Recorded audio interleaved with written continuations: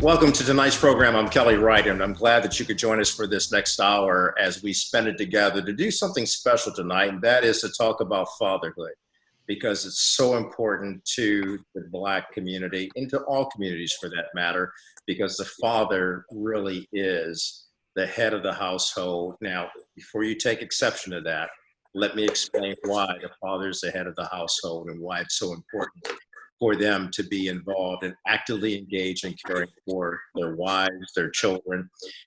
So it's part of my opening observations. Where would we be without a father? Where would we be without fathers to mentor us, to be our big brothers, to be our bulwark in times of trouble? I personally didn't have a father to grow up with. My mother played that role as well as the role of mother, a single parent mom. So to all of the single parent moms out there who thought I was trying to put you to the side and forget about you, I'm grateful to June Lorraine Overton Wright for being able to fill both shoes. Yet there was always this angst or this hole in my heart because I didn't have a father to play baseball with, or I didn't have a father to hang out with and go fishing with. I didn't have a father to speak to me about life. But you know what? My mother did a great job, and I'm grateful to her for becoming the man that I am today. And that's why I think it's so important in the context of what we're dealing with today in African American history. We've never seen a history like this before. Yes, we've come through 400 years of turmoil, slavery, Jim Crow, and yet we still rise. We still rise, and we rise because of men like the gentleman I'm about to introduce you to, who believe in God, their family, and the legacy of providing hope, faith, and love and encouragement to their children and their children's children, so we can build a community. And without a father, without a dad, sometimes we will never break through. I'm fortunate. I was blessed with a mother who could do it all. I'm fortunate, yet I know that there are countless others, young boys and girls, who are wayward and lost because of fatherlessness that occurs in our community. And so we'll drill down on that today. And those are my opening observations. So joining me now as we get started on this program, this special program about Father's Day, we have Torian Priestley. He is, we're going to let him tell you what he does. And in addition to that, we have Dr. Geoffrey Mount Varner. You've seen him on the program before.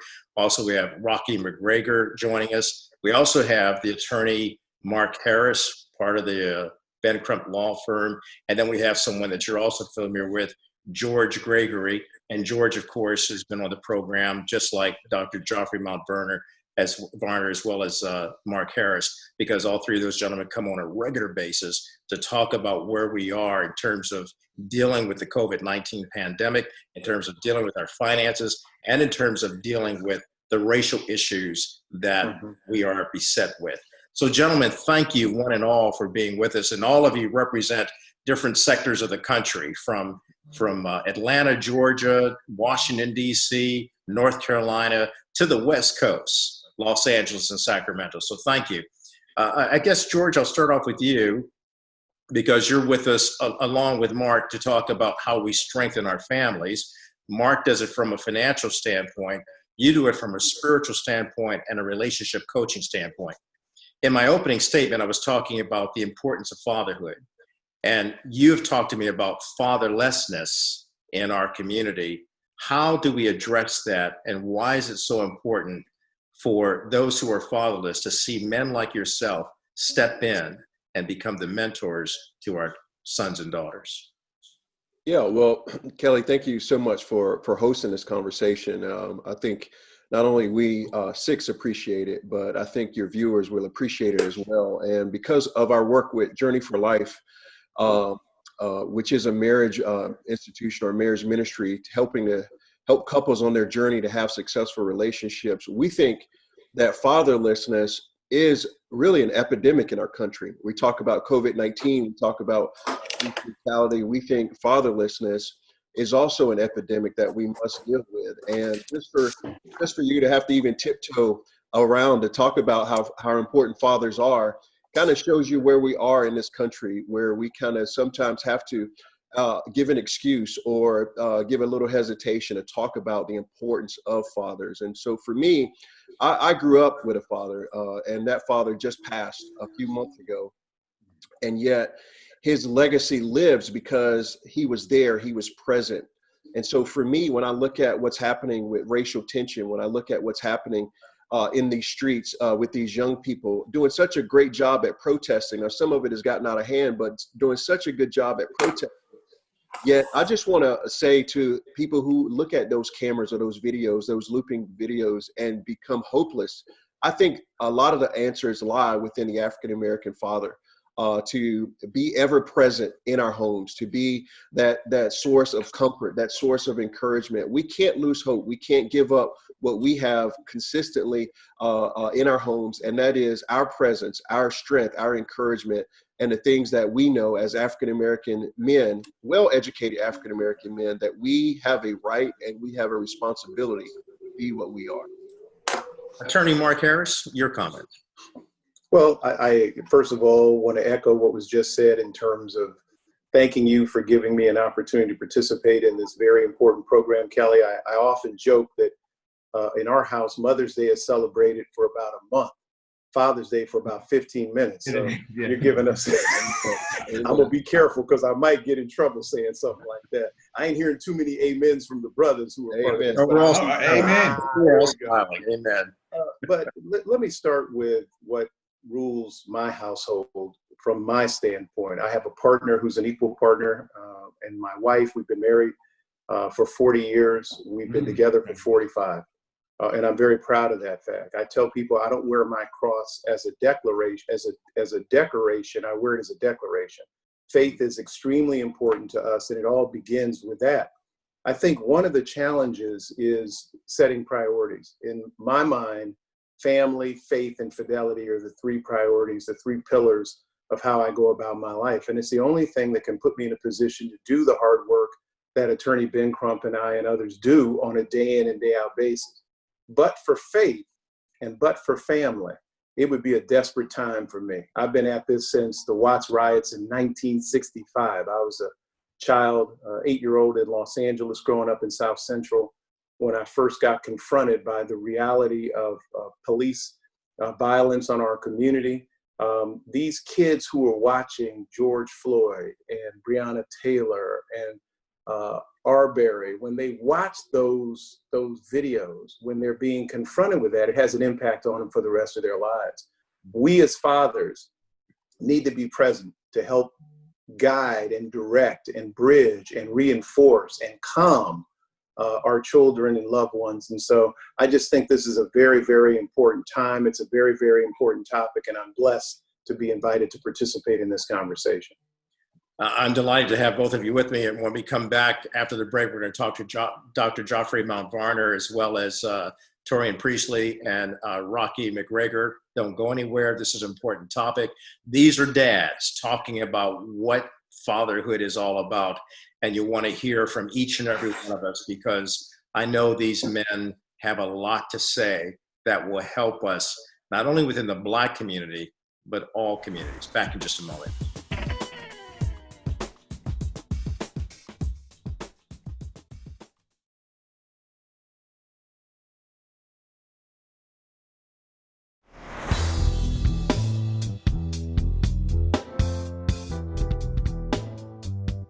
Welcome back to the program. A special day here on the Kelly Wright Show, because we're celebrating fathers. We're celebrating the men who sacrifice their all and give their all to help improve the lives of their children, their families.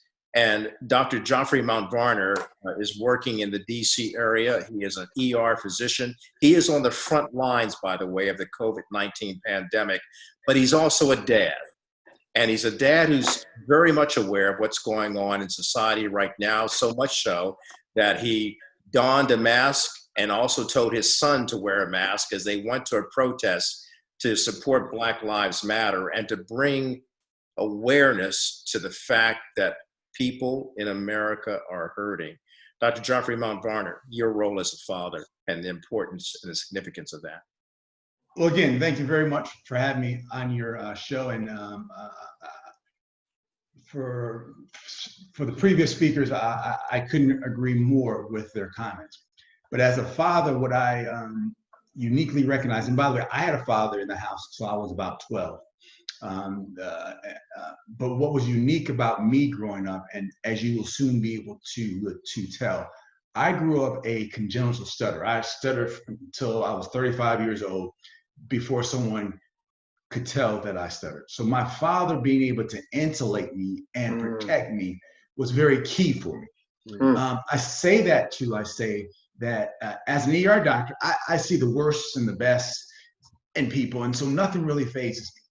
But the most important thing to me, the most important thing I ever do is being a father. Like, for instance, you want to know I know I've got some famous people on here, but I got them beat. The biggest, hottest thing I've ever done was I coached my daughter's basketball team to 3 back-to-back championships. That was key for me. That meant a lot for me. And then another reason why fathers are really important is because my daughter's in high school now. She's a pretty smart girl, pretty smart young lady, and everybody knows what I do. Once she was having a problem in science class, and I go in and I meet with the teacher. The teacher says, well, Brooke, your daddy's been to Harvard, and to go to medical school, you need to do A, B, and C, and I need you to do this. And I looked at the teacher and said, wait a minute. Don't put that kind of pressure on my daughter. I'm a father. All I'm asking you to do is to encourage her. And as a father, had I not been there, the conversation that she would have left my daughter with was feeling inadequate. Yeah. The point is, as a father, we've got unique roles, but our number one responsibility is to be a father. That's good. That's good. Torian Priestley, your role as a father in your household. Definitely, Kelly. Thank you so much for this time. Appreciate being on this panel. Kelly, first though, must tell you my history is similar to yours. I did not have a father in my life growing up. My grandmother was my rock. My grandmother was everything to me and really put me in a position of being successful in life. I did have a stepfather who was there to help me and promote me. I had deacons in the church who were there. I had coaches that were there, but the rock of my life was definitely my grandmother. But what I took from that and that energy and that power from my grandmother was that when I had children, that I was going to be a father that was going to be there no matter what, for every situation, for the falling off of the bike, or going to all of the games, or traveling to this event or that event. I have 2 children, one that's 24 and one that's 18, get ready to go to Pace University to pursue her dance career in New York. And if it wasn't for the strength of my grandmother and my mother, I would not be where I am today to be able to give them what they need. And what I've always taught them was embody success. When excellence is who you are, then even through the hardship that you encounter, you will make it. You can make it as a better person and succeed in whatever you do. When we return, we're going to drill down on that a lot more, because we want to talk to these wonderful fathers about the impact that they have on their homes as well as their communities, because the greatness of our nation begins in the homes of our people. We'll talk about that in just a moment.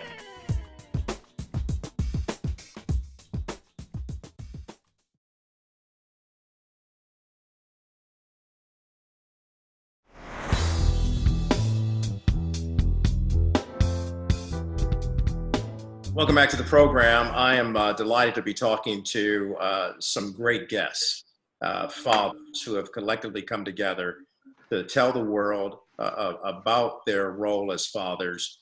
I've been talking to George Gregory, who is an NFL chaplain for the Los Angeles Chargers, Dr. Joffrey Mount Varner, who's an ER doctor here in the Washington, D.C. area, to attorney Mark Harris, who is an attorney with the Ben Crump Law Firm. He's also an economist there at the University of California, Merced.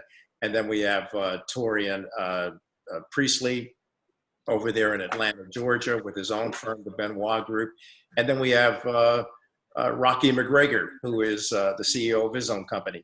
But gentlemen, first of all, for all the things that you're doing and all the accolades that you've received, I think Rocky said something very, very good before we jumped into this segment that we're about to go into. And that is, we can do all these great things outside, but if we're not doing it on the inside of the home, then what good is it for? Because we do have to make an impact on our home so that our children and our children's children will be prepared to engage in this world and embrace the issues that we go through, and to become not just survivors, but what I like to say to my children, become an overcomer, because you are more than a conqueror through God who strengthens you. George, I'll go back to you and say, how do we keep strengthening our home life so that we have added value in our children when they go outside of the home? Yeah, well, we've already mentioned presence is the most powerful tool that we all have to be there and to show we care. People don't care how much you know till they know how much you care, especially a father. And for me, that started with my wife telling me, hey, don't come in the house from a busy day's work on my phone and giving our kids like the Heisman, right? When I come to the door, she said, finish those conversations in the garage, meaning you're not a superstar when you come in this house. You are dad. So get off the phone, drop to your knees, get on their level, let them know dad is here. Dad is at your games. He's at your track practices. And so that's the price that we have to pay. If we're going to make a baby, we've got to be there for that baby. We've got to make sure that those babies are raised in godliness and also with the love that we all have and that we can share. I would think another one is the ability to talk about responsibility. This is the one thing that my dad, he taught me. Your actions have consequences. And so, Amen. Kelly, when I, as a young African-American male college student, when I got stopped by the cops, and I was wrong. I had a .22 caliber pistol in my pocket, and the cops stopped me. They asked me to if I had any illegal substances or weapons on me, and I had forgotten. I said no. They checked me, and that's when I realized, oh, the dumb thing I did was have that gun in my pocket. I knew at that moment that I had a choice. I could have been the first of many, by the way. I could have started off this long list of African Americans who had been killed by the police for a knee-jerk reaction. But my dad always taught me this: responsibility is key. So for me, the things of habits forming, cleaning my room, taking responsibility when I got into trouble.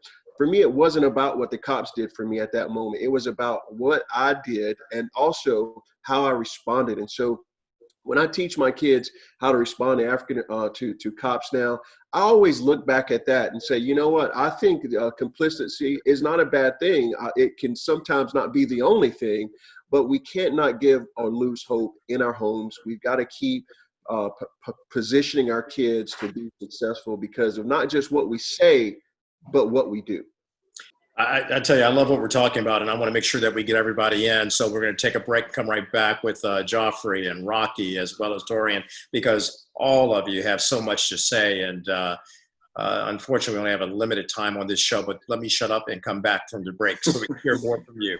Back in a moment.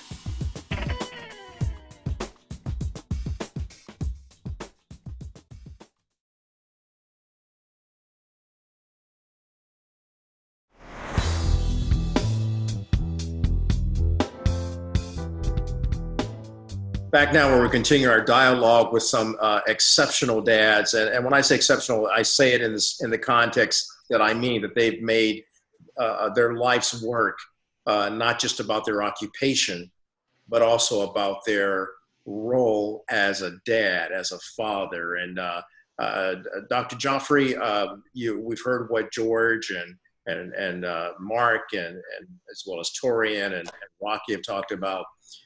We all have that talk with our sons and daughters. Where are things with you in terms of helping to continue on with the legacy that you're building for your children? Thank you for that. Again, I think that because I see death acutely, regularly, I have a different view of the world. And that is, I recognize that when I leave the house, or anybody leaves the house, they may not come back. That is a reality of mine. I also walk the world with a big stick, and my kids see it. Similar to the attorney who was like just talking, I'm big on improving the lives of Black folks. I say that just as a setup because I used to make my kids come into my office whenever there was a high profile case. Come into my office, let's watch it, let's learn, let's talk about it. But one time, my little son said, "Daddy, what are you doing about this?" And so I said, I thought I was going to write an article. The more I researched, there was very little out there that empowered parents of how to teach their kids how to interact with the police. A lot of people stated the problem very well. Because of my access that I had to the police, being an ER doctor, both of my sisters being like judges, I was able to conduct hundreds of interviews, do a lot of research. And in the end, I came up with this book, 11 Must Steps for Surviving Encounters with the Police. But that was because my son said, "Daddy, what are you doing?" This is not a book marking. I'll put it on your website for free. But one thing that stands out in that book that I always tell my son to this day and my daughter, no matter how the police try to make you feel, no matter how they try to make you feel, I promise you, no matter how they make you feel, no matter what they do to you, if you come home, if you just make it home alive, Daddy can fix you. I promise him that. But if you can't make it home, then there's nothing I can do. And then finally, I think that my role as a father is to be a father to their friends as well. And if you think about it, their friends get it better because I don't have to argue with their friends about did they clean their room, did they do their chores. Their friends get the same type of advice and input. And because I'm just a loving dude, when their friends are over, those are my children too. You mean I don't treat them differently unless it comes to like discipline. Then I let the parents do it. So as good fathers, there's a duality of purpose. It's our children and to pay it forward to many of those children who may not have, who may have fathers and who may not have fathers, but who do not have fathers of what I see of the caliber on the screen. Because sometimes you got to be able to carry a big stick.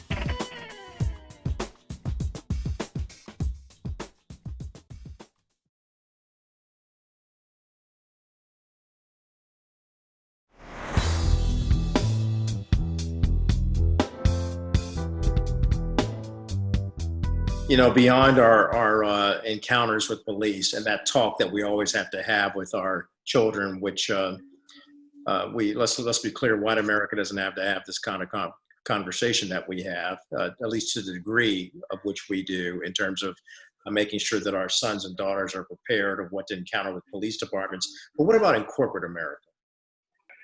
As we look at how on our journey we arrived where we currently are, it's because of the individuals that we associate ourselves with. It was because of the father figures that were placed in our lives and the examples. So I talked about present and presence. It has to be both. When we're there, we have to have the right presence. When they hear us having dialogue on the phone, they're listening. They're listening to see if that aligns with what we've shared and talked to them about. It's no accident that George has achieved the successes that he has at this point because of the presence of his father and the impact that he has on his life. But I would be remiss if I didn't say how we challenged each other, that we weren't afraid to say, not just, great job, George, but hey, man, you messed that up. We have to be balanced in the authenticity of speaking to one another, and especially as a father to those that we're being fathers to. The other point that I would bring out is it doesn't stop. Being a father, I am constantly learning to be a father. I center myself around men that I believe are phenomenal fathers. And I'm not afraid to call the names out. There's a gentleman, Bertram Scott, who is a phenomenal father figure to me. And he does exactly what I said that I do with George. Hey, I think you messed that up. Here's some feedback that may not go down well, but you need to hear. How do we ensure that as Black men, that we hold ourselves accountable to get involved and not take it upon ourselves to say, I'll let someone else handle that issue? So I think it's table stakes, Kelly, for the cohort of gentlemen that you have here, for us to talk about what we've done in our households. That's table stakes. We've got it within us. The question is, what are we doing outside of our homes to impact those that don't have father figures? Right. And I believe that if we were to go around the room, we would find that each of these gentlemen are answering that call. And so the action here is for those who may listen to this message to do the same, to tell young men, if you don't have access to those individuals, go on Google. If you see somebody online, or you see a gentleman that you like what he's saying, go on Google and look that gentleman up and reach out to him and say, hey, thank you for saying that. I appreciate it. May I contact you? And then we, as African-American men, need to hold ourselves accountable that when these young brothers reach out, that we are steadfast and keeping that connectedness and helping them on the journey like someone helped us. Like what you're saying, like what all of you are saying. And Rocky, that's a good point. So when we come back from the break, we're going to talk about what it's like when strong men come together in the Black community to help each other grow stronger. It's better known as iron sharpens iron. We'll be back in just a moment.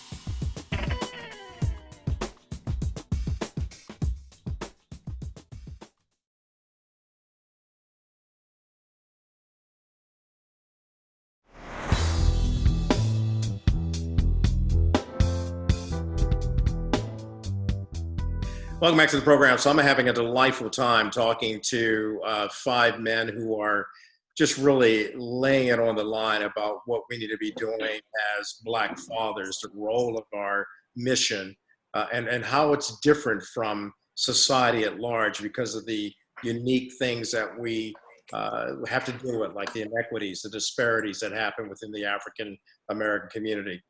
But earlier, Rocky was leading up to a point that I want to drill down on now, and that's the fact that we have to be accountable to each other. And many times, society at large say that, or make the assertion that Black men don't get along, that there's Black on Black crime. And we all know that we're, people say that they're thugs, that they don't care. Tony Evans once said, Dr. Tony Evans of the Urban Alternative once said, if you have a messed up father raising children, then you have messed up children. If those messed up children from that messed up father go to a school, you got a messed up school. And it goes on and on. It's a cyclical thing. But I like the reverse of that. If you have a good father raising children, chances are they're going to be good children, making better schools and better communities and a stronger society. And certainly, I see that in the heart of African American dads. That is a good point. And I want to address it by using your earlier point, because I find that argument a lot, that this thing about Black men not getting along and Black on Black crime. When I hear that, it often comes after something happens in the media. And I've learned to assess people's spirit. It comes from one or two spots. It comes from Black folks kill Black folks and let them keep killing each other, and we won't deal with that. The other part is an honest question. Well, 94% of Black folks kill Black folks, and you are correct. And 89% of white folks kill white folks. 79% of Hispanics kill other Hispanics. Most husbands kill wives. Most boyfriends kill girlfriends. What's the point? People kill where they live. It's not a racial component to it. As it relates to Black men getting along, what the greater community does not really get, even as we noticed when we first started this conversation, I think that Black men get along better than any group of people I know. And I notice that fathers look out for little Black boys more than I've seen any other racial group look out for anybody else. So for those of us who have made it, or for those of us who have something positive that we want to add, it's encouraged to reach out to someone outside of your family too. Amen, brother. And that's why I brought it up, so we get to dispel the myth. And we don't do it if we don't bring it up and bring it front and center for everybody to see. That's good. Look, when we come back, I want to continue our conversation, but we're going to shift it when we come back, because we're going to talk about what's it like for all of these wonderful fathers to lift every voice and sing. We'll be back in just a moment.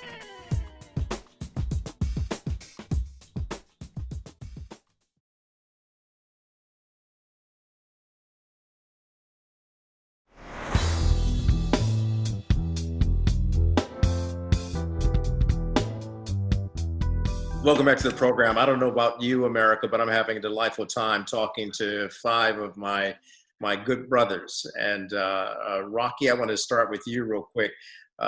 You know, Black men have been through a lot, but there's a secret to our growth, and that's our faith. And it's not only tantamount to our growth, it's also sustenance to our spiritual nourishment, our mental nourishment, our emotional nourishment, our intellectual IQ. We've struggled, and where there's been no struggle, there's been no progress. But lift every voice and sing till earth and heaven ring with the harmony of our liberty. And when I look at all of you wonderful, good-looking brothers who have struggled, you made progress. So Rocky, your message to America about the role of a Black father. I will end where I began. I want to first thank you, Kelly, for this opportunity, this platform. When you ask me that question, it is first to acknowledge that we must be prepared. We as Black men must be prepared. So 2 weeks ago, this past Monday, when Brother George Floyd was met with evil, it was heavy on all of our hearts. All Americans, I believe, felt that. As an African American man, it woke us up to say, this is what we have to deal with every day. I will tell you that when you ask that question about lift every voice and sing, I had to get myself prepared for the next crisis. Yesterday, my daughter was in a car accident on one of the busiest interstates in Charlotte, North Carolina, Interstate I-77, where it was raining, and she hydroplaned and went across 3 lanes of traffic at a rate of about 70 miles an hour. And I'm here to tell you that I'm proud to say not a scratch on her. Wow. And what happened was, who do you think she called first? She called me. And in that moment where she couldn't gather her composure to tell me what was going on, God spoke to me and told me, she's fine, but I need you to be present with her. I share that story with you to say, we have to absorb the blow and then prepare for the next crisis. Very good. Mark, that was great, Rocky. Mark? For me, and listening to this, thank you again for giving me the opportunity to share, Kelly. My life has been improved with building a relationship with Kelly Wright. I really mean that. I think that one of the things that I want to stress is that softness can bring about strength. One of the things that's hard for me, I was raised with hood values, I tell people. I grew up in South Central LA. If you showed any weakness, you were going to get took. And I think your viewers know what that means. So it took me years, it took me decades to put down the armor, to put down the sword. And I mean that literally and figuratively. I was a fighter growing up, broke bones from fighting. I was just that guy, always fighting. As a father in particular, and as a husband, you have to soften that. My wife, who I met in 1974, tells me that I'm a better man today than she's ever known me to be. And a lot of that has to do with growth and wisdom and softening and putting down some of those values. I'm gonna get you before you get me. My sons used to say, Daddy, you had that attitude when we would go to LA or Oakland or DC or Harlem. You had that attitude like I wish I would. And y'all know what I'm talking about. So softening that is important. Black fathers have to come together and understand that through softening comes strength. And I like what you said, Kelly, about lift every voice and sing. We have to be positive. We have to be spiritually led. And we have to understand that we don't always have to be the one who exhibits what we believe, what we were raised to believe is the strength of a Black man. The strength can come from caring and loving and softening. And I would hope that your viewers would take that on this Father's Day weekend. Great point. Great point. Joffrey. Thank you very much for your comments. Those were like really good. And not to make light, but I think that if you've got teenage girls, you got to have your head on a swivel at all times because, you know, not just because of the boys, but because of them as well, because they're always thinking. But I can just tell you, so what I would encourage fathers is that everyone on this stage, everyone on this program has fallen in some kind of way. And I like how you said, Kelly, get back up, wipe it up, wipe it off and get back up. Why? Because you have a God calling, at least in this family, I have a calling, we have a calling to change the world. And why do we need to change the world? Because the world needs to be changed and it's the right thing to do. And the only way to success is you've got to fail your way to success. And when I say failure, I simply mean failure are just lessons. There are lessons that are required for success. So any dad who's having a difficult time, guess what? There's a lesson. There's a gift in there. And everybody in here, and I don't know them personally, has received many gifts. You just have to make sure you turn it into a gift and not into anger. But Kelly, thank you again for having me just on the show. And I've enjoyed these impressive brothers. Yeah. Torian. I'm gonna keep it real simple. Black men, just stand up. We are leaders, we are positive, and we have strength. And with that, we need to stand up in this moment in time and lead. I appreciate you, having me on your show, and I've been encouraged by the other brothers that are on this panel because there are things that we can all learn from each other, and I've learned a lot just listening to each of you that I'm going to now take and move forward in my household and outside of my household. So with that, brothers, let's stand up and let's lead. And George, Pastor George, we'll end with you. Yeah, well, I'm a better man because I've spent the past hour with you, man.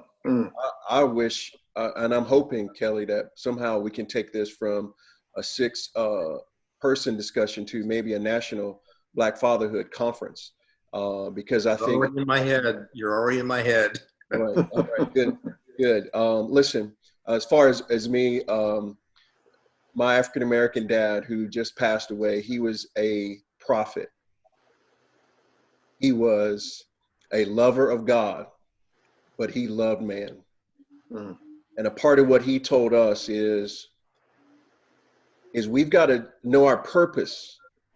And sometimes we neglect our purpose because of circumstances. So I want to just say to everyone, especially every Black man that's looking at this, you were created for a purpose. And your purpose might not be the purposes of these 6 towels that you see here, but you have a purpose. You are uniquely gifted to answer some of life's problems. I was with one gentleman one time and he says, bad fruit is only good fruit that was not picked in time. When we look at the inner cities of our nation, when we look at the marginalized communities, There's some bad fruit, but remember, it was just good fruit at one time that just was not picked in time enough. And I want to challenge you that you be a part of going to those neighborhoods and picking fruit before it gets bad. We have a responsibility not to be, it's two things, Kelly, and I'll try to be brief here. One is a thermometer, where you just read the temperature and say, this is what it is, this is what it is. The other one is to become a thermostat. A thermostat doesn't just read the temperature. A thermostat changes the temperature in the room. And there's a Black voice that I believe God is raising up, a prophetic voice in this day and hour, where we're not just going to be thermometers, but we're going to be thermostats of change of hope in our families, change of hope in our communities. And most of all, we're going to use our faith that many of us have, not just on Sunday mornings, but we're going to use it Monday through Saturday. Mm. Well said, my brother. I want to thank each and every one of you have enlightened my perspective. You've also encouraged me, and you have inspired me with your stories. Torian, thank you. Rocky, thank you. George, always thanking you as well. And Joffrey and Mark, love you immensely. Love you to life. A lot of people say, I love you to death. I love you to life, because Amen. I believe that God has a blessing for you, for all of us, from the womb to the tomb and beyond. And one thing that we can do after having a very honest and candid conversation like this is agree to come back on this show and do it again and again, and to take it even further, so that we are having a dialogue, and not a monologue, but a dialogue, listening to God, listening to our hearts, and realizing that we can get through this together, and we have to lift every voice and sing. Gentlemen, thank you. Happy Father's Day to you. Happy Father's Day to you as well. Happy Thank Father's you. Day. Thank you. Thank you.